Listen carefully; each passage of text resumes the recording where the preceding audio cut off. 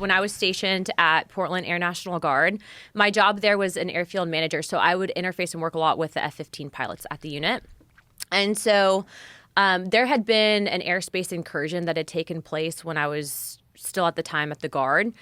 And I remember kind of talking to some of the pilots about it. And I was like, what was that? And they're like, we can't really talk about it. No one really wanted to address it. And so from what I'd gathered, that had been likely a UAP. And so that kind of was my perspective. Granted, I also grew up in the generation of the X-Files and, I don't know if you remember 94 Independence Day. So like for me specifically, I didn't look at it with like a crazy lens and perspective. I'm like, you never know if, we're the only ones out there essentially. But why did you assume that if it's a top secret incursion that he couldn't talk about, that it wasn't just a military craft from another country? Because of the way that he was discussing it. What did he say? So he had been, he didn't want to, from what I gather, get taken off flight status. And he's like, I really can't discuss it.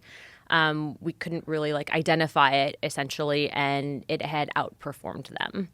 So when you say that it operates outside our understanding of physics, what specifically are you saying? Like what happened? To I guess break it down in simple terms is that I think that some of the tech that exists, that whatever these things have, these energy things have. Energy things? What do you mean? Well, they call them interdimensional beings. I think that they can actually operate through the time spaces that we currently have.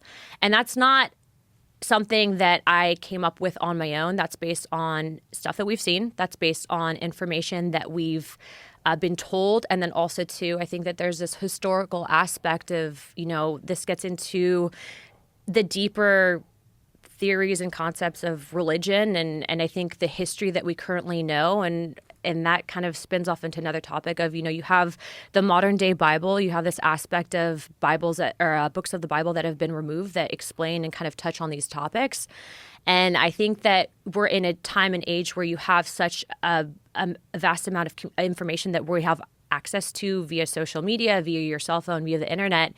And so it's really changing the way that we understand, the origins of life and the spiritual reality that we know. When you currently. Say interdimensional beings, that they know that these are interdimensional beings, how do they know that?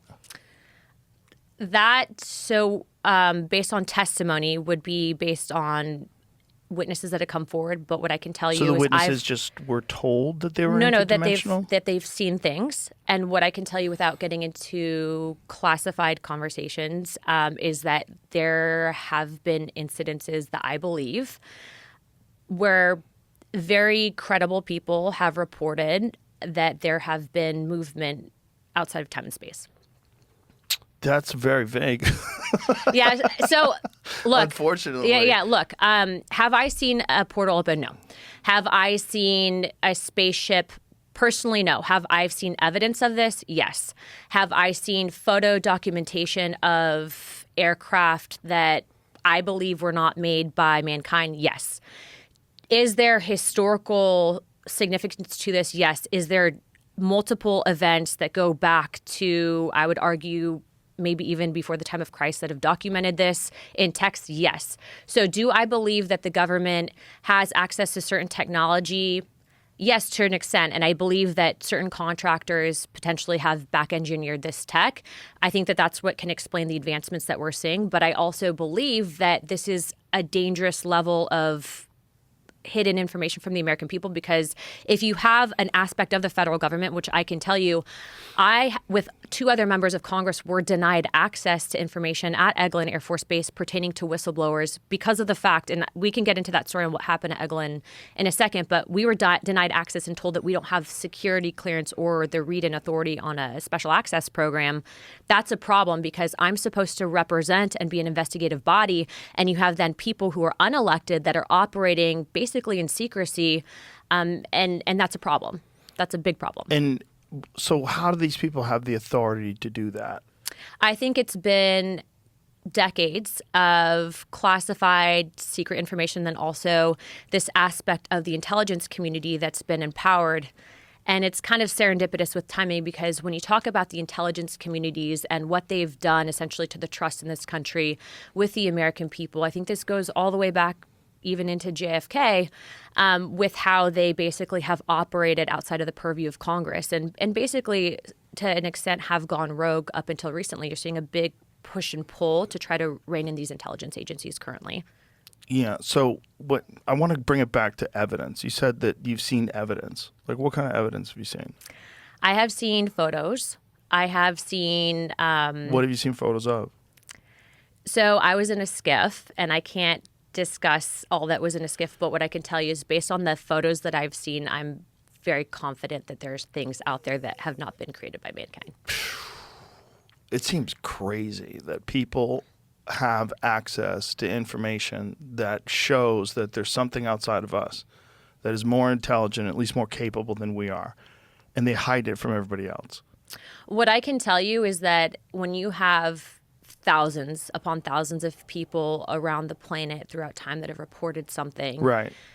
to say that those people are crazy, to say that, the whole concept of even just asking the question that you might not necessarily be psychologically sound, that in itself, that's a disinformation campaign to get people to shut up about it. And that's a problem. We know that the U.S. government has not exactly been clean, and a lot of what they've done with the American people, specifically to the topic of UFOs. Which makes you think that it's probably because there's something there. If you think about the motivation they had with Project Blue Book, when J. Allen Hynek was running Project Blue Book, this specific intention was to discredit all stories. And he ended up ultimately, though, after all of his investigations, becoming someone that was like, I think there's something here. But that's true.